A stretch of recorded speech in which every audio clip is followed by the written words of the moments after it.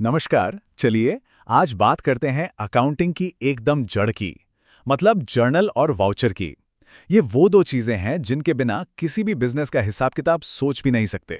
अब सोचिए, चाहे कोई छोटा सा फूड ट्रक चला रहा हो या फिर कोई बहुत बड़ी मल्टीनेशनल कंपनी, सबके लिए एक सवाल तो कॉमन है।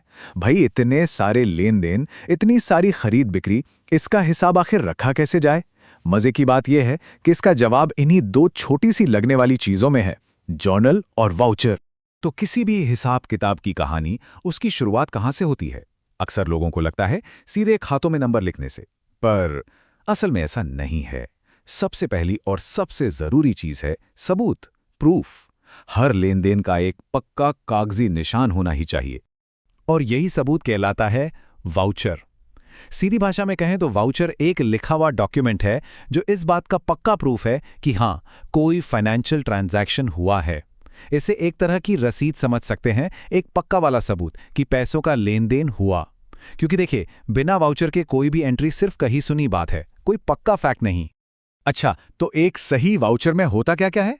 देखिए, उसमें एक यूनिक वाउचर नंबर होगा, ट्रांजैक्शन की तारीख होगी, कौन कौन से अकाउंट्स इन्वॉल्व्ड हैं उसकी डिटेल, कितनी रकम का लेन देन हुआ वो, और हाँ, सबसे जरूरी, किसी ऑथराइज्ड इंसान के सिग्नेचर और साथ में अटैच्ड बिल या रसीद। जब ये सब चीजें एक जगह होती हैं, तब जाकर वो एक मजबूत सबूत बनता है। ठीक है, तो सबूत हाथ में आ गया, वाउचर रेडी है। अब सवाल यह है कि इस सबूत को रिकॉर्ड कहाँ करें? और यहीं पर कहानी में एंट्री होती है जर्नल की। जर्नल को बिजनेस की एक डायरी की तरह समझिए, जहां हर लेन देन की कहानी सबसे पहली बार लिखी जाती है। तो जर्नल दरअसल वो पहली किताब है जहां सारे के सारे बिजनेस ट्रांजैक्शंस को एक के बाद एक तारीख के हिसाब से, यानी क्रोनोलॉजिकली रिकॉर्ड किया जाता है। बिल्कुल, इसीलिए तो इसका एक और नाम है बुक ऑफ ओरिजिनल एंट्री, मतलब वो पहली जगह जहां कोई एंट्री ऑफिशियली दर्ज होती है। यहीं से हर ट्रांजैक्शन का ऑफिशियल सफर शुरू होता है। अब देखिए, जर्नल में कोई भी एंट्री कुछ इस तरह दिखती है। एक कॉलम होता है डेट के लिए, फिर आता है सबसे अहम कॉलम पर्टिकुलर्स, जिसमें पता चलता है कि कौन कौन से अकाउंट पर असर पड़ा, और साथ में एक छोटी सी नरेशन भी होती है, मतलब ट्रांजैक्शन की छोटी सी समरी। और फिर आते हैं डेबिट और क्रेडिट के कॉलम। ये एक स्टैंडर्ड फॉर्मेट है ताकि हर चीज बिल्कुल साफ साफ रहे। अब जनरल एंट्रीज भी मोटी मोटी दो तरह की होती हैं। पहली है सिंपल एंट्री, जैसा नाम वैसा काम, एकदम सिंपल। इसमें सिर्फ दो अकाउंट्स इन्वॉल्व होते हैं, एक डेबिट होता है और दूसरा क्रेडिट। जैसे मान लीजिए कैश देकर फर्नीचर खरीदा, बस। और दूसरी होती है कंपाउंड एंट्री। इसमें एक ही ट्रांजैक्शन में दो से ज्यादा अकाउंट्स पर असर पड़ता है, जैसे एक ही चेक से सैलरी भी दी और ऑफिस का किराया भी चुका दिया। तो जर्नल में एंट्री करना ये अपने आप में एक भाषा सीखने जैसा है, और इस भाषा के दो ही मेन शब्द हैं, डेबिट और क्रेडिट। लेकिन इन्हें कब और कहां इस्तेमाल करना है, इसके कुछ पक्के नियम हैं, इसकी एक ग्रामर है। तो चलिए अकाउंटिंग की इस भाषा की ग्रामर को ही समझते हैं। किसी भी ट्रांजैक्शन को जर्नल में रिकॉर्ड करने का जो पूरा प्रोसेस है ना, उसे जर्नलाइजिंग कहते हैं। और ये एक बहुत ही सिस्टमैटिक तरीका है ताकि कोई गलती ना हो। बस 4 आसान से स्टेप्स हैं। स्टेप 1, ट्रांजैक्शन को पहचानिए।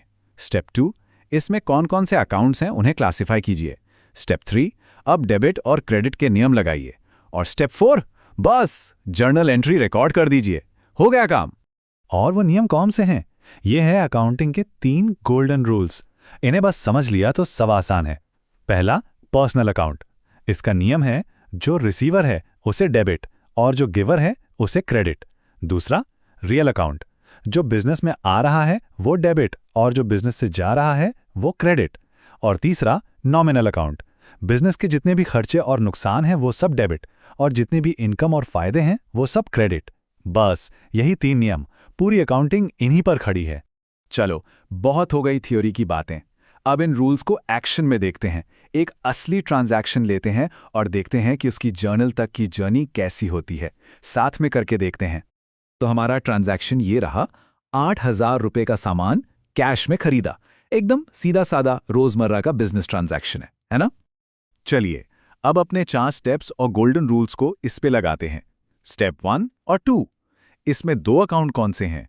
एक तो है परचेज अकाउंट, क्योंकि सामान खरीदा है, और दूसरा है कैश अकाउंट, क्योंकि कैश गया। अब स्टेप 3, रूल लगाते हैं। परचेज यानी सामान बिजनेस में आ रहा है। तो रियल अकाउंट का रूल क्या था? Debit what comes in.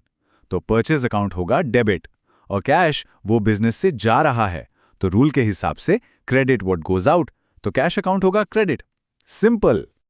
और ये देखिए, ये बन गई हमारी फाइनल जर्नल एंट्री।